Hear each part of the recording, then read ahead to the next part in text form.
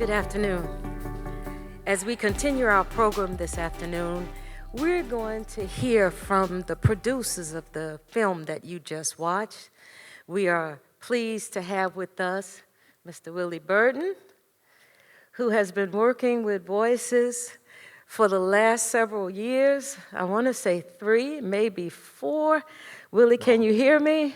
Yes, I can. It's Joyce Plummer. It's a pleasure to see you on Zoom. And with COVID being the way it is, I'm sorry that we cannot make the in-person connection, but I'm looking forward to that in the next year. So we're just going to believe that we're going to be past that. We just had the pleasure of viewing, and for some of us, reviewing the film, and it's an exciting thing. Why don't you share with us, first of all, hello, and introduce your production team that's with us today, and then give us some insights on how this came about and what you all have experienced since filming Voices.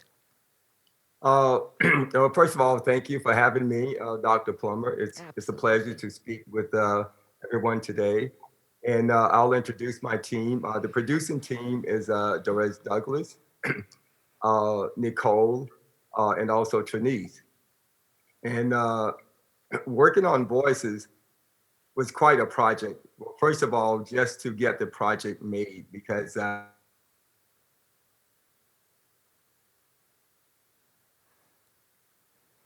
Okay, technical issue, you're frozen. We're going to see if we can get that resolved. Why don't we continue? Who am I seeing? uh, we filmed this project doing, which was serious. I think was like right budget for this film. I put a budget together, and can everyone hear me? We can hear you now, yes. Oh, okay. I'm so sorry. Yeah, yeah. Maybe it's internet or something. But anyway, yeah, we filmed this project during the COVID-19 virus, and I put a budget together for the film, of course, which made it really difficult because we had to do testing and all of that, which wasn't part of the budget. So, I mean, we really, I mean, the budget just skyrocketed, but we still had to make it work. So I scheduled 3 days to shoot this film, and I couldn't do it in 3 days because we didn't have the money. So we shot the film in 2 days. And but once again, thanks to my partners here. They worked with me. We got it together. Nicole and Trinice did the casting, which is incredible cast on this film.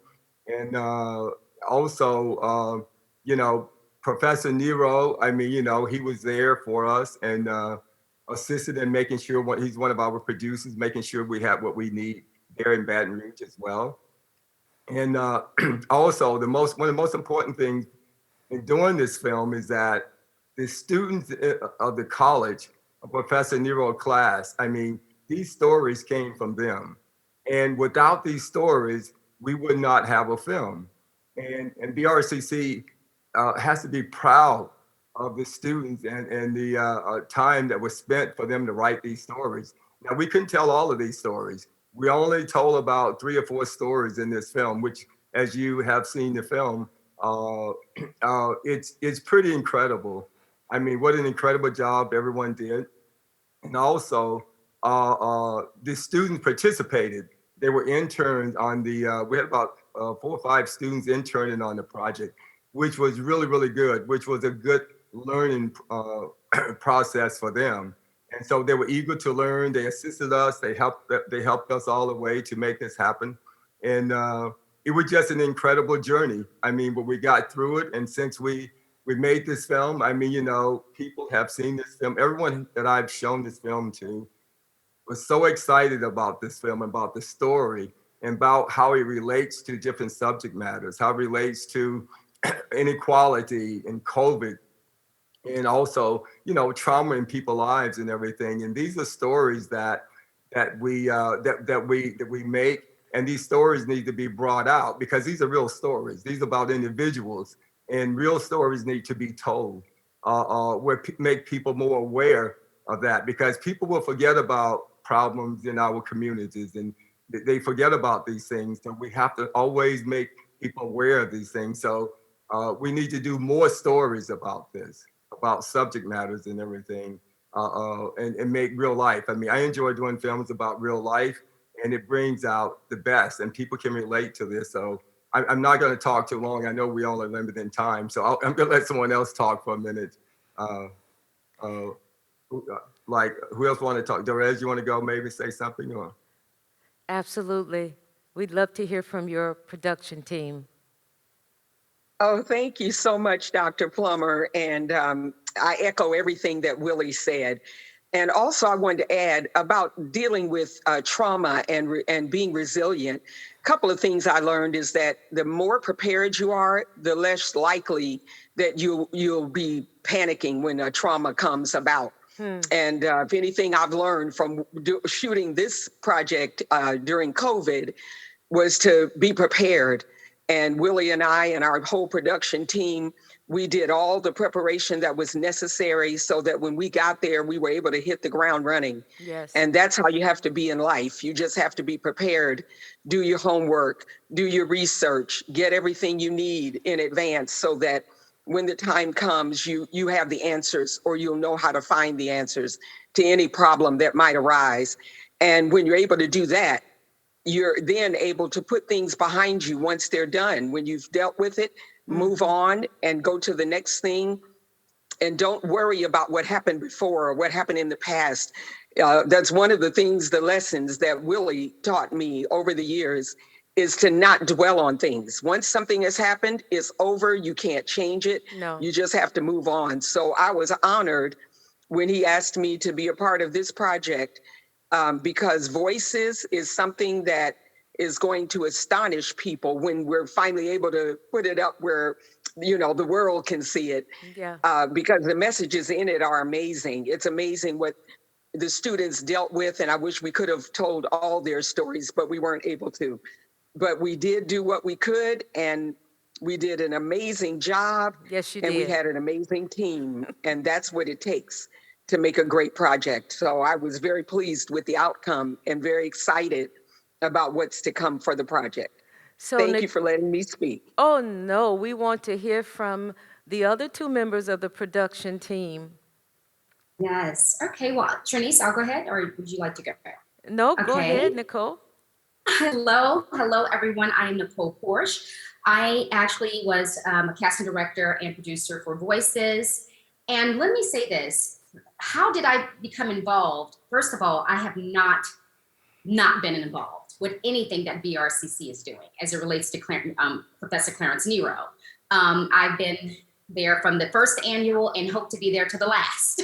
Okay. So the thing about this particular project is that Professor Clarence Nero actually invited me to the actual original stage performance of from the book Voices.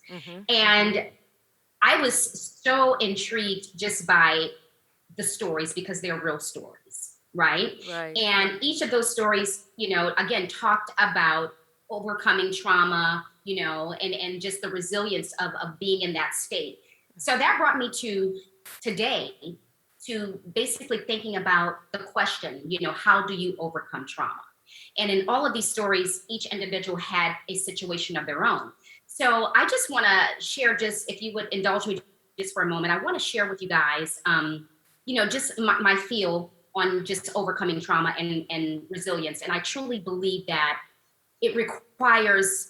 overcoming trauma requires more than just resilience. And what I mean by that is that, all of our lives, we all have the usual ups and downs, but again, not compared to others. Some people is worse than others, right? But it's safe to say that we're all still blessed in the end.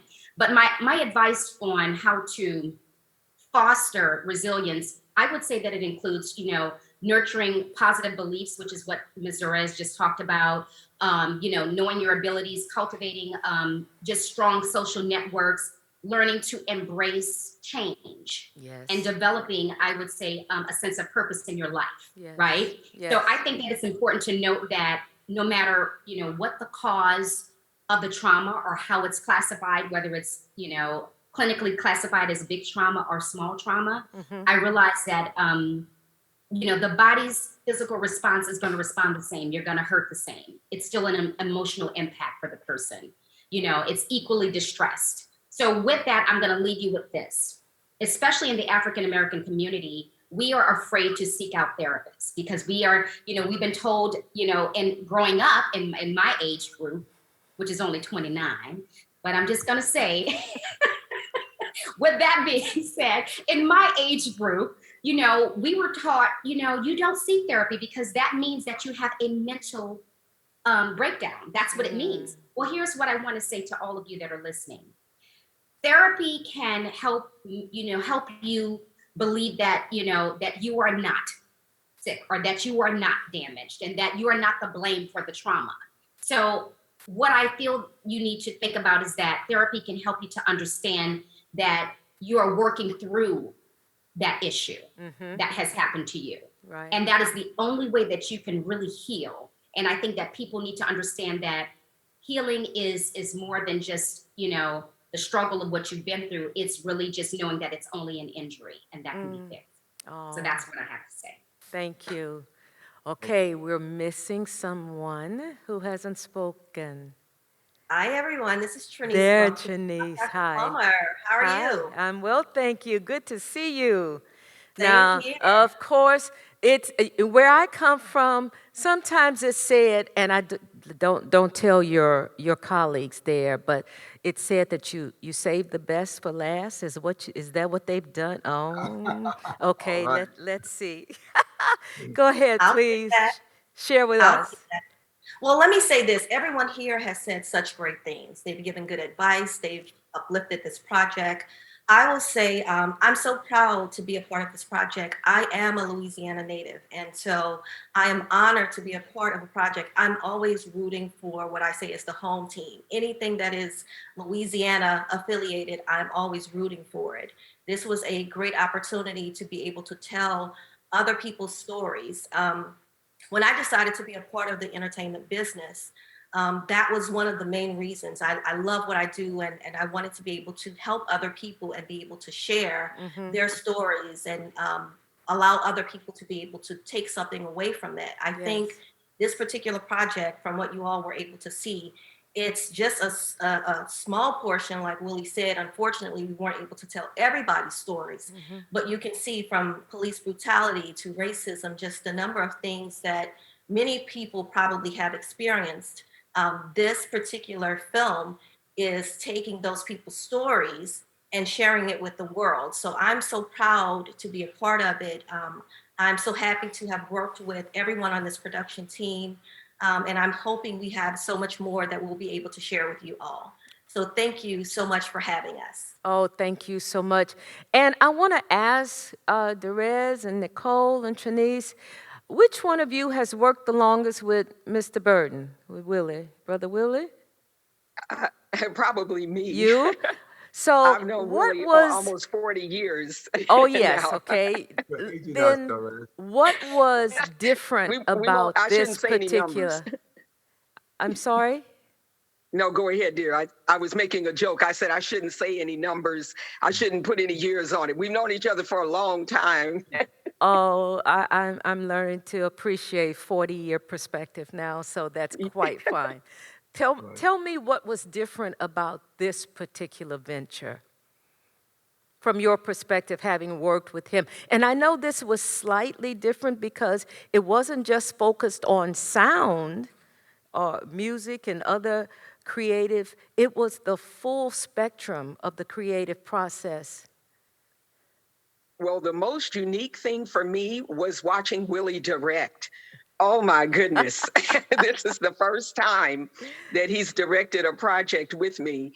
And I was so blown away. I mean, I know he's smart, you know, and he doesn't miss a trick and he doesn't miss much. Right. And so, but he really, I mean, the way he can direct actors, the way he works with actors, and there's a saying that there are some directors that are an actor's director. And that's how I see Willie. He's very concerned about portraying the story accurately, but he's also in touch with how his actors are feeling and what they're dealing with, especially during COVID. He was very, very conscious of keeping us all safe. I don't know how he does it. I don't know how he produces. He puts on the producing hat, and then he takes that off, puts on the director's hat, Yes. and then he's doing everything. But I tell you, God really has his hand on Willie, and I just feel so blessed to have worked with him on this particular project, because it gave me a chance to really see what else he can do. Yeah, a lot of people think, oh, they're getting older, you're getting older. No. They think you can't do this, you can't do that anymore because you're older. Willie's just getting better and better. I think So that's thank you, that Willie, for fine bringing me wine along on adage. this ride. Thank Yes. you all. So before we come back to you, Brother Willie, I want to ask Nicole, because I'm interested in the premiere in Hollywood. What took place and how did that go? Oh my goodness. The premiere in Hollywood was everything that it says. It was Okay. Hollywood. Okay. Yeah. It was absolutely amazing. And let me just share this with you. Again, I just want to piggyback on what Mr. Rez just said as it relates to Willie D. Burton, and the D stands for director. Okay. Yes. But let me just, we tease him with that. We got to keep the D in there, okay? But here's the thing, again, working with a great team makes everything just a lot easier. Let's just say that. But again, the screening here in Hollywood. Now, keep in mind, I am from New Orleans originally. And I just made my way to Hollywood only a few months ago.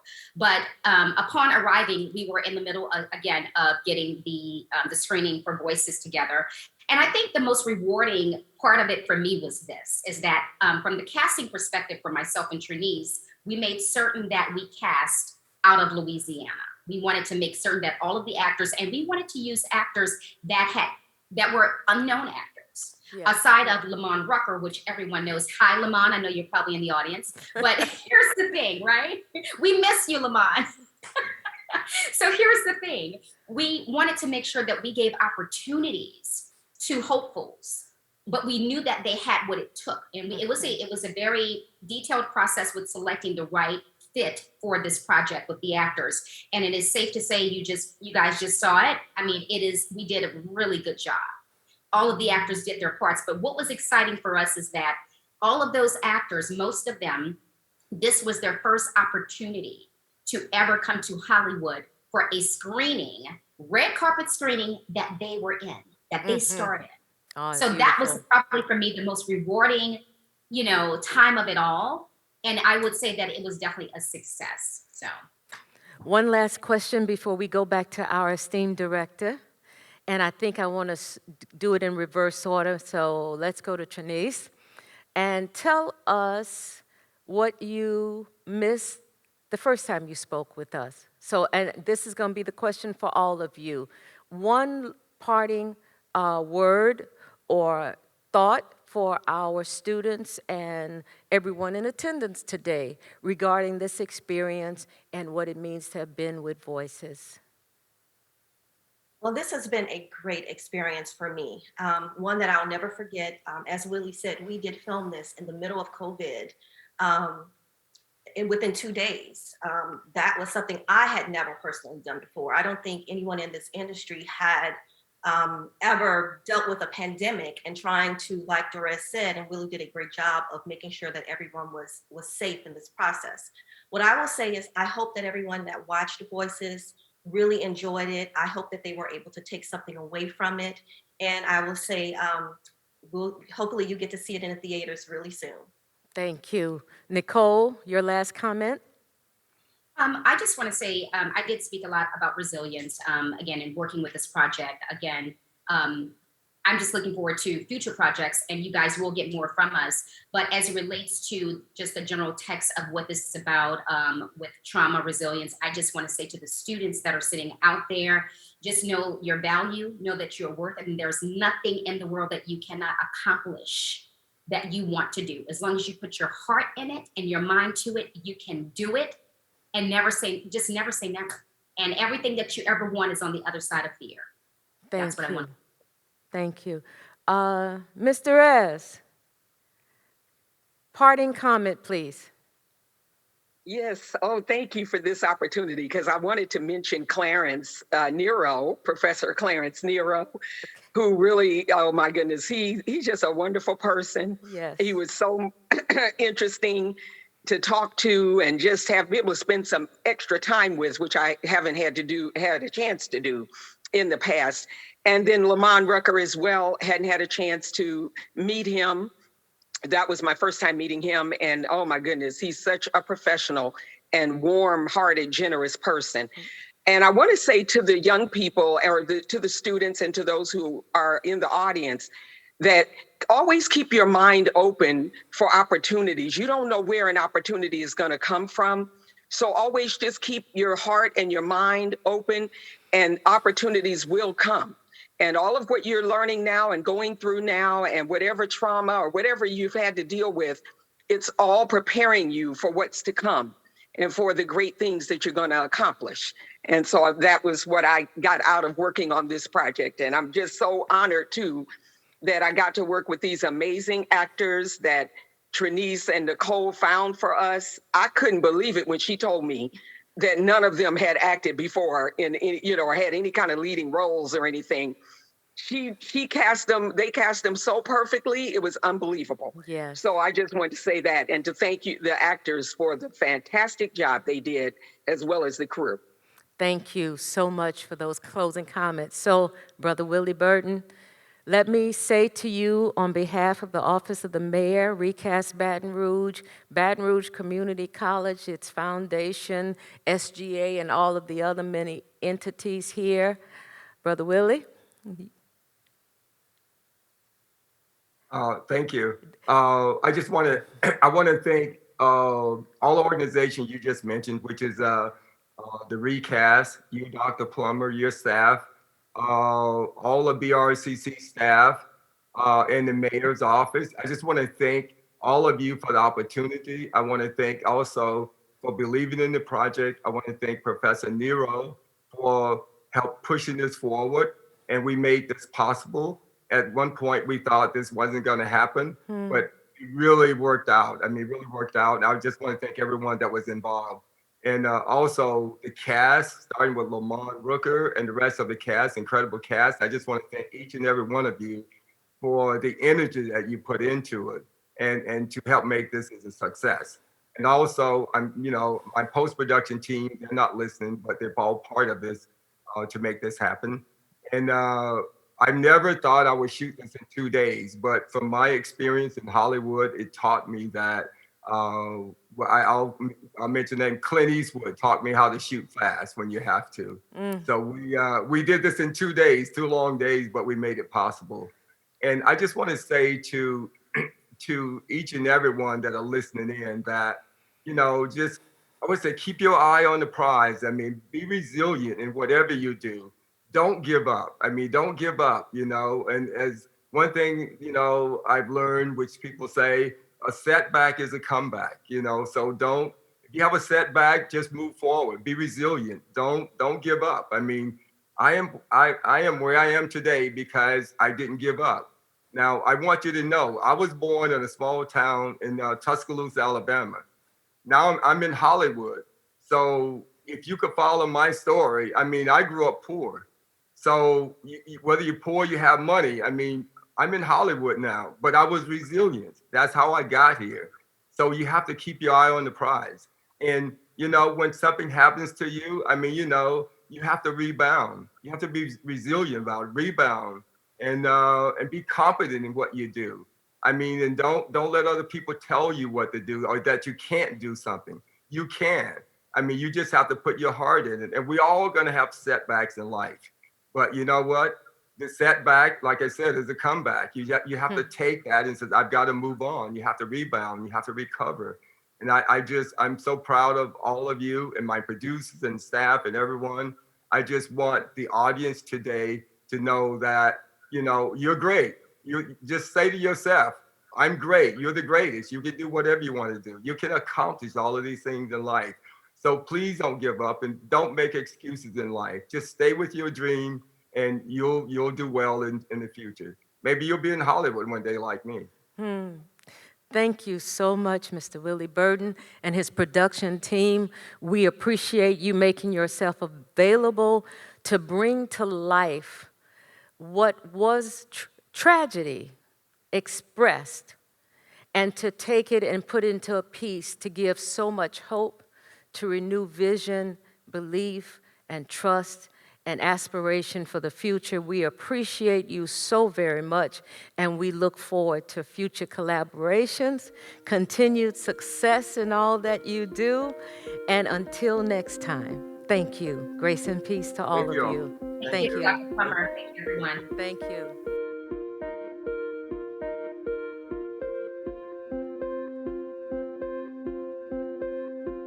Hello, my name is Phil Smith, Vice Chancellor for Advancement and Executive Director of BRCC Foundation. I want to thank you for joining us today, and for more information, visit www.brccf.org. And remember, dreams do come true.